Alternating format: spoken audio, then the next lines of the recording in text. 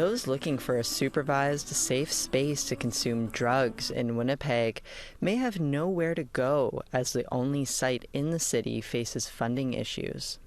That's not what we want. That's unsafe, and we lose people like that. Operated by nonprofit Sunshine House, Executive Director Levi Foy says they see over 100 people a day in the city's downtown. The mobile overdose prevention site is an RV equipped with harm reduction supplies, drug testing equipment, and staff that oversee the use of drugs in case of an overdose.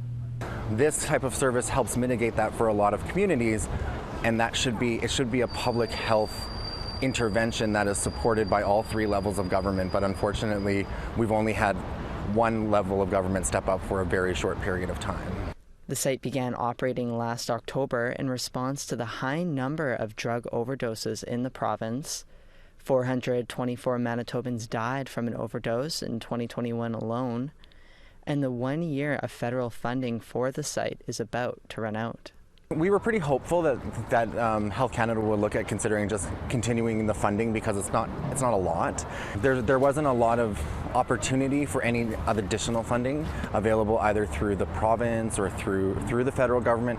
Health Canada said in an email that they are launching a new call for proposals next month and encourage Sunshine House to apply. But Foy says they typically only fund new or enhanced services. And with the province and city not funding supervised consumption sites, Foy is scrambling to find the money to keep it going. It's really sad. It's sad that we have to be out begging people for money, and we have such a wonderful donor base, and we have some support from private foundations, and that's good and that's nice, but it's not the responsibility of individuals to be implementing public health interventions that we know work. Site coordinator Davey Cole says they provide more to the community than just a safe space to use drugs. You know, folks don't only just rely on us for like safer consumption supervision, but also to check in and say hi, to have a connection to folks who are around, to like have a coffee, to get resources, to find connection to nurses that will come down here and meet people and not just, you know, they'll have to go to the hospital or whatnot. Like, there's different community connections to healthcare here, which is going to be a loss for a lot of people.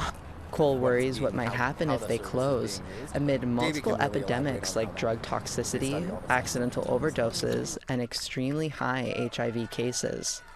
There'll be a big loss of like that, just like a place for folks to come and use and be supervised by folks who are trained in overdose prevention and have the tools here and are ready for it.